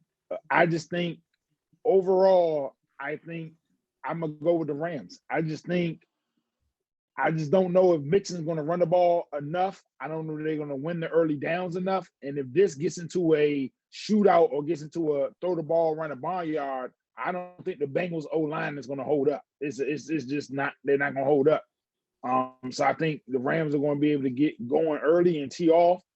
And I see this being – honestly, I see it being kind of closer than it looks. But I'm going to say like a late score later on, but I'm going to say 31-24 Rams. All right. Oh, who'd you say? Who? MVP? Oh, am I bad? MVP? Watch this one. MVP, I'm going to say Stafford. I think when you play in the league this long, I know that sounds like the easier choice, but just looking at how the league flows, when you stay in the league this long, waiting for your opportunity, you win the Super Bowl at home. I think if he puts up decent enough numbers, and I think he will, I think they'll give it to him. Unless like you said, unless Donald comes out there with a 4-sack, 3-sack game, I think if Stafford puts up anywhere decent of numbers and he doesn't turn the ball over, I can see them giving it to him. All right. Corey, who you got? All right.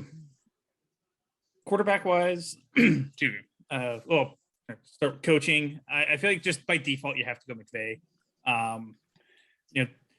Not to knock anything. Like I said, Taylor's done a phenomenal job. None of us saw coming. I don't know anybody realistically that did. But he's got to be able to do this again before I would take him over Sean McVay. Quarterback-wise, you have to take Joe Burrow. The dude's playing at a crazy level right now. Stafford is playing well. He's done exactly what the Rams traded for him to do and get them to a Super Bowl and a chance to win a ring. But Joe Burrow is playing at another level. Running back wise, if Akers was healthy and not coming off the Achilles injury, I would probably take the Rams backfield. But I think Mixon is one of the better all-around backs in the NFL. So you got to take him. I feel like kind of by default as well. On the defensive side, look at like linebackers. I say push just because I'm not counting edges. Got like Von Miller. That is fair. He's not a linebacker. He's an He's edge. That is fair. And neither team has a Fred Warner, a Darius Leonard, a true difference maker in their linebacking core like that. Defensive backs, got to go with the Rams. As Mo said, you got Hilton, Awuzie, Apple, and Cincy, the guys that have played well for them, but they don't have a Jalen Ramsey, and I think the Rams safeties are pretty solid too. Wide receivers, I give to the Rams as well. Cincy's 3 deep with that trio, but looking at Cincy's season, I feel like the Bengals had one game where they played against potential elite level cornerback play. That was against the Broncos. Jamar Chase was held to 1 reception for 3 yards in that game. So he's had a monster year, but he's also not seen necessarily the best secondaries as well. So it'll be a real interesting test to see if the Rams go ahead and just have Jalen Ramsey shadow Jamar Chase all over the field and who wins that battle. That's going to be interesting. That's going to be interesting, Corey. I really hope that it's just their game plan is Ramsey, wherever Chase goes, you're on him, because that'll be fun. Yes. And then, what Cooper Kupp has done this year is just insane. Like he is so good. But I feel like for me in this game, the potential every down Ramsey Chase matchup is one of the keys. And the other key to this game for me is going to be the Rams defensive line against the Cincinnati offensive line. Ooh, boy, speak on it, Corey. Everybody talk about it. It's, what the Titans got, 8 sacks on Cincinnati? 9, I think. And 9. And the Simmons is a very good player, but the rest of their defensive line is okay. They've got solid guys. Like Harold Landry isn't a game wrecker. Danico Autry isn't a game wrecker. And those guys dominated Cincinnati's front. And Burrow's taken a beating in his career. I hope he's going to be ready for an ice bath after that game, because the Rams are going to be coming. And it's going to come down to, can the Bengals game plan for that defensive line? Because everyone points to Aaron Donald and Von Miller, but Leonard Floyd is there too, and he's a solid player, and he's going to have a lot of one-on-ones. Yes. And the Hubbard Hendrickson edges for Cincinnati against the Rams offensive line, I think, are interesting as well, because the Rams line has been suspect at times as well this year. But can the Rams come in and dominate the game? I think everyone's kind of expecting them to. Yeah. That will be the key, and that's the trenches there will be where this game is decided. So overall, I think it'll be interesting to see if we get more of a Denver versus Carolina Super Bowl, where a great defense came out and just beat the crap out of a hot quarterback in the Super Bowl, or do we get a San Francisco Kansas City Super Bowl where a great quarterback overcame facing a great defensive front and was able to get That's a good one.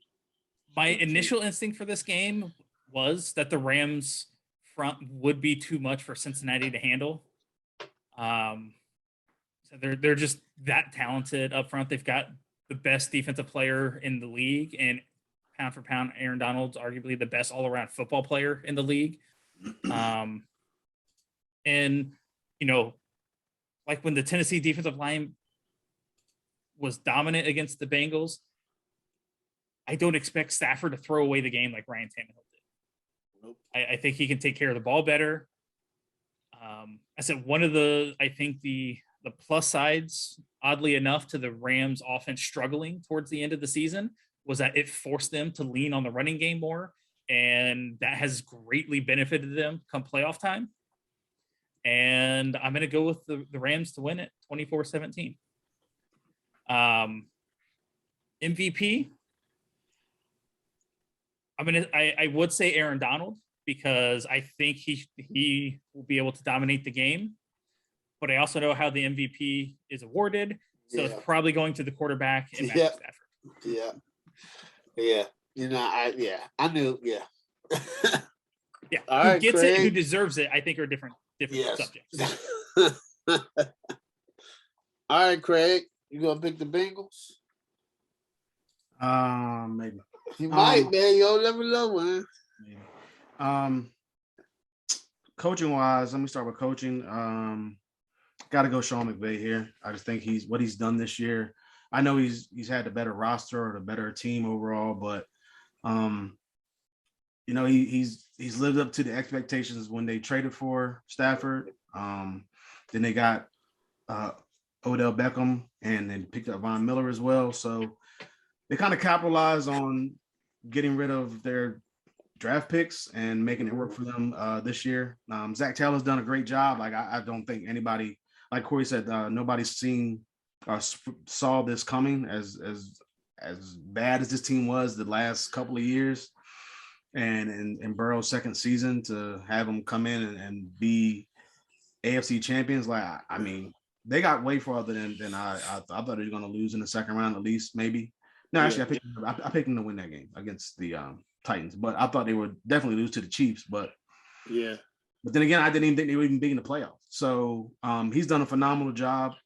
But man, it's got to be Sean McVay just because of the what he's done throughout his career, already being in this position, and he's back here again. So definitely picking him. For the quarterbacks, though, I am picking Stafford.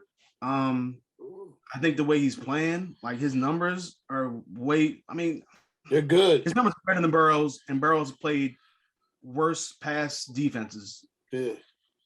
Coming into this. He's been playing good, man. Chiefs are terrible. The Titans are bad. The Raiders are mediocre. Versus on the other side, you got the 49ers who are in the top 10, Cardinals who are in the top 10 defense passing wise, and then you got the Bucks who are kind of mediocre as well. But like just the numbers from Stafford: 6 touchdowns, 1 pick, versus Burrow's 4 and 2. Passer rating not even close, 115 to 96. QBR 68 to 46. Yeah, he's pretty good.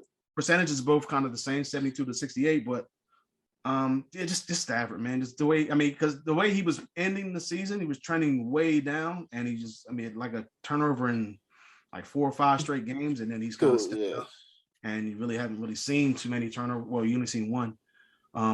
So yeah, I got to go Stafford here slightly over Burrow. I think Burrow's playing phenomenal, but he's not playing better than Stafford. The running backs, man, have just been non-existent.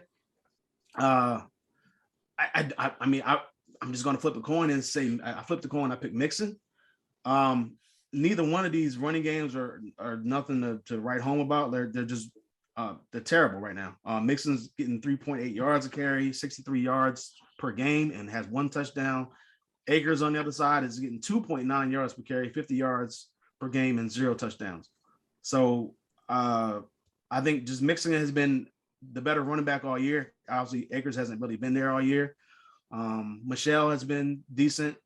I don't know if Henderson's playing this week, but they do have 3 running backs if Henderson plays versus just 1 basically for Cincinnati. But I'm just going to lean with the better running back right now, and that's Mixon. The wideouts, this is close. This is tough. I'm going to pick the Rams. I just think they have the best wide receiver right now. What Chase has done, I think he right now has the most passing yards for a rookie, or receiving yards for a rookie in the playoffs in 3 games. But Cooper Kupp, he's got 386 in 3 games, and he's playing out of his mind right now. So and I just don't think that the Bengals have anybody on that team that can stop him. Versus on the other side, there's a cornerback that can stop or at least contain Chase if he's actually going to shadow him the whole game. Offensive line, man, like this to me, this looks like the kind of the same situation that was with the Chiefs and the Bucks last year. Like the offensive line was just terrible, and that cost that was a big factor in the Chiefs not being able to win that game. And I kind of see the same thing here. Like the offensive line for the Bengals is horrendous. The 31st in pass block win rate versus the Rams, who are on the other side, or the defensive line is number 1 in pass block win rate for the defense. So you got pretty much strength on terrible weakness here, and I just don't see the Bengals coming out of this. It didn't matter if they were playing the 49ers or the Rams in this situation. But they would. Oh yeah, they're going to get dogged. They gave up 9 sacks to the Titans. I can only imagine how many pressures, or even if it's not sacks, but pressures and hurries and just like throws out of bounds and throwing the ball away and making them scramble. I can just see Burrow going to be probably running for his life in this game. But yeah, I mean, it's going to be tough. So I'm picking, but so I definitely got to pick the Rams offensive line. Defensive line, I'm the Rams. Like I said, they're just better. They're going to get pressure. Aaron Donald, they're going to have to double team him some way. Maybe the tight end's going to have to stay in and just going to have to run three wide receivers a lot. Then you're going to have Von Miller. That's fine. I'd rather have Von Miller to deal with than Aaron Donald. Travis is going to pick between the two. But yeah, he's going to. They're going to either way. They're going to have the hands full. So that's going to be difficult. The linebackers. This is a little bit closer. I'm picking. It could go either way, but I mean, neither team really has like a standout linebacker on their roster. I am going to just slightly lean, I guess, towards the Rams. The defense overall, just in general, just seems to be making more plays, and if they can get pressure with the front four, then I think the linebackers will be fine to cover passes in the middle of the field. The secondary, though, I think this is the Rams lost Fuller, and I don't know if Rapp is going to play. He's still questionable with the concussion. So that's 2 key guys, and I think Fuller was the defensive play caller. So that's 2 key guys on the defense that they haven't been playing with for the last 3 games, but they kind of should be used to it by now. They also still have Jalen Ramsey. Now, they've kind of benefited in the playoffs playing teams like the Cardinals without Hopkins, the Bucs without Brown and Godwin, and the 49ers with Jimmy Garoppolo at quarterback. So, they had to deal with Debo, but Garoppolo's back there at quarterback. He's nothing great. So, but yeah, as long as you have Jalen Ramsey, I think he's arguably the best cornerback in the league. I think he makes definitely a difference maker back there. He's going to make some things happen. And like I said, if he shadows Chase, then you're going to have to lean on Higgins and Boyd to make plays for you for your offense. Overall, though, I'm going to lean towards the Rams in this one, mainly because the offensive line issue. Like last year, I went with the Chiefs, even though I knew they had offensive line problems, but I didn't think it was going to make a big difference. I thought the better quarterback, Patrick Mahomes, he's going to make plays, blah, blah, blah. And I know they gave up 9 sacks to the Titans and they still won the game, but this is not Ryan Tannehill on the other side of that. On the other side that you're playing against. This is a veteran quarterback who's actually playing excellent in the playoffs for the most part. When you look at the Bengals, what they've done, they so far as far as top 10 offenses that they played this year, they played 4: Green Bay, the Chargers, and the Chiefs twice. They finished 2-2 in those games, and now they're going against another team in the top 10 in the Rams. Yeah. Look at that. Say they scored 22 points against top 10 teams. They've given up 22 points, 376 yards, and 248 yards to the quarterback. But against top 10 teams, they've given up 31 points, 404 yards total per game, and 301 yards to the quarterback. And that's pretty much what Matt Stafford is averaging, about 301 yards. So you're going to have a tough time stopping this offense. They also haven't really played too many good quarterbacks this year. Overall, if you think about it, they haven't really. Because they only played Lamar once, right? Yeah, and there's been some bums that they played for their team. So they're playing against a really good quarterback as well. I just don't know how. Yeah, They I mean, outside of those 4 teams those 3 teams I just mentioned, they really haven't played anybody. So they're going to have a tough time in this one. And I just don't know if the offensive line is going to be able to hold. Like they played Mike White, Josh Johnson, Case Keenum, Drew Lock. Some of the quarterbacks. It's not damn. So just because of the offensive line issues, and I just think Matt Stafford is he's playing better right now, and he doesn't have to worry about Cooper Kupp getting beat up by Jalen Ramsey type. I'm going with the Rams in this one, 34-26. Ooh. And I would say Cooper Kupp's going to get the MVP because I think he's going to have a really good game. I think he's having a wonderful game. Yeah. I just think like with the tradition of who gets the MVP, he's also throwing Cooper Kupp the ball, so his stats are going to be padded as well. Yeah. I'm going Matt Stafford and Odell. Like if they double Cooper and they have Eli Apple and Odell, Eli Apple's gonna have a long day. Well, Van Jefferson's not bad either. He's a solid wide receiver. He's not. Yeah. He's nothing great. He's solid though. Yeah. Is he bad? Van Jefferson, he should be. Yeah. Yeah, because I just looked at Henderson. They said Henderson might play. Oh yeah. They said that was 6 days ago. Sean McVay, thinks he'll make it. So it's, I mean, they really haven't been. Neither team has been running the ball well. Yeah. So I just don't know if that's really going to be a big factor. But if somebody can get a good running game going, that could really change the momentum of the game. Yeah. But yeah. Let me ask you guys this, and I'm hearing this now, and I just want to make sure. I just want to get your thoughts, Matt. If the Rams win the Super Bowl, Matthew Stafford's the MVP. Does that put him in the Hall of Fame? It's too early still. Too early. It's too early. It's too early, but I will say. How I got to put it? With a caveat, I'm putting an asterisk next to it. It does if he keeps up the numbers he is for another few years after this. Yeah. But right now, like to say he could win this right now, retire, and go to the Hall of Fame, I don't think so. But if he was to play a couple of more years behind this with a Super Bowl stamp behind him and put up the numbers he's been putting up, absolutely, he's a Hall of Famer. But if he can't pull I just won a Super Bowl now, retire. No, if he did that right now, I wouldn't say you're a Hall of Famer. No, I can't say that. I don't, but I think wealth and the way it's set up, the way it's set up right now, that he's going to be with the Rams for at least, he's what, 34? He's going to be with the Rams for at least 5 years?